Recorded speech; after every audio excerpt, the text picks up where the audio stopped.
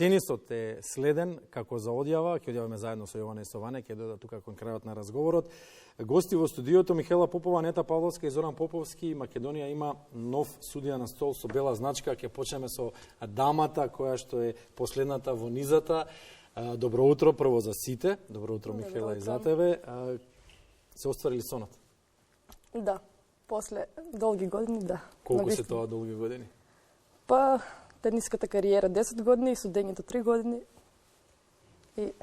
Дали ова круна на она што досега го имаш сработено и најава за тоа што треба да следи? Да, ова е само почеток сега и сега имам предизвици за да идеме што погоре понатаму до повисоки успеси. Кој надпревари имаш право да ги арбитрираш? На кој надпревари имаш право да судиш со оваа бела значка? Имам на Challenger, на Futures и на ATP, WTA. Тоа е чекорот за, нели, да. за ултимативниот предизвик. А не таа, уште една дама имаме во студиото која што е арбитар. Судија не е лесно да си судија, нели? Па не е лесно и има многу предизвици, меѓутоа сето тоа што го носи судењето како професија е нешто за кое што вреди да се посегне.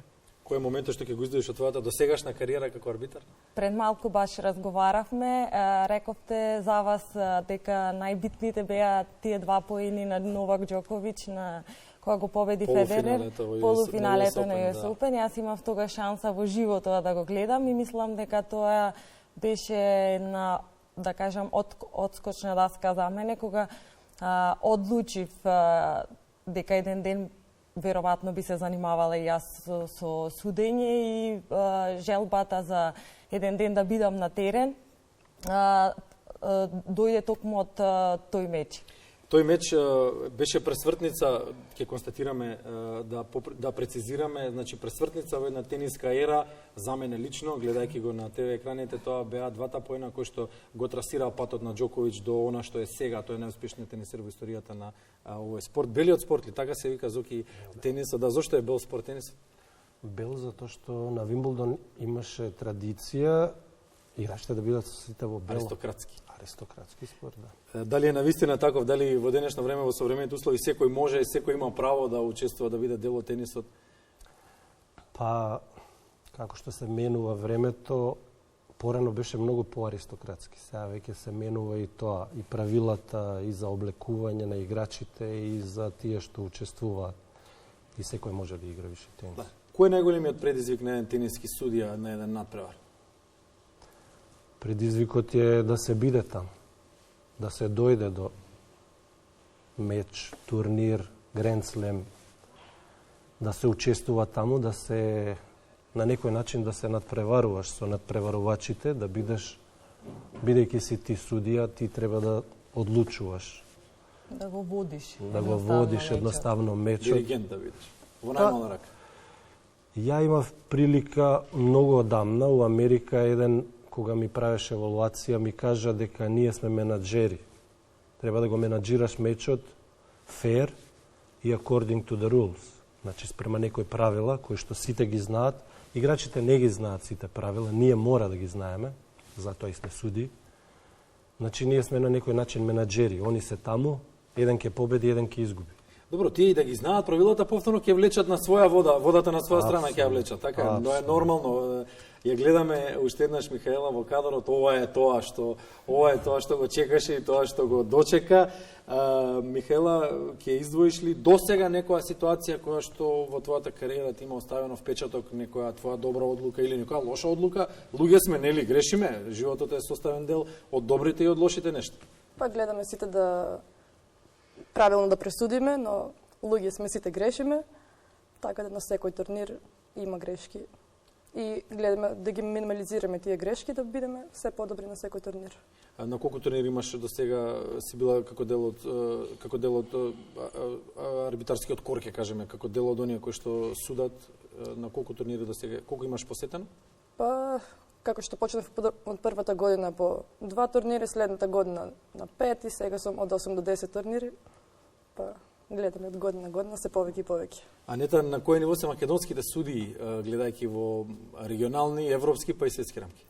Па полека го трасираме патот да стигнеме до некоја, да кажам, светска ранглиста и за нас исто, бидејќи на секој турнир исто ние сме евалуирани, значи добиваме оценки од главните суди, од супервизорите, од рефери, има значи посебен тим кој постојано не прати, бурно не следи и еве имаме помлади суди кои се иднината на македонскиот спорт, судски спорт.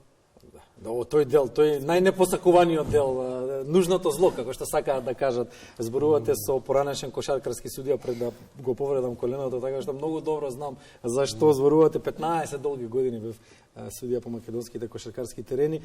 Зоки, можеме ли да го искористиме моментот што немаме, за жал, тенисер што котира високо, македонските судии да се обидат да котираат високо и да дојдат до височините, бидејќи нели се бара неутрален секогаш судија на сите надпревари, па можеме ли тој момент некако да го направиме да биде во наша полза? Па искрено не, бидејќи во тенисот е тоа малце подруго, доколку немаш квалитетни играчи во машка и во женска конкуренција како другите земји од регионот и од светот, немаме шанси за турнири, за организација на турнири пред се, и федерацијата се труди да добие турнири од поголем ранг и од Дейвис Куп надпревари или Били Джи Кинг Кап надпревари, но бидејќи немаме играчи, немаме можност да добиваме повеќе турнири, а со самото тоа и повеќе искуство на суди и помлади суди, повеќе мечеви да отсудат и да идат погоре. Некој лоби да се обидеме некако да ги заобиколиме правилата. Нешто би можело да се направи, но ние се трудиме со србите, со хрватите, со сите имаме огромна убава соработка и си бараме пат како да се надвор. Да не биде дека сме 3-1, нерамноправна битка, дојдоа двајцата колеги мои, сега да видите што се викаат прашања. Повелете, Јована, Иване, прашајте. Не бе, добри бевте, си кажавте.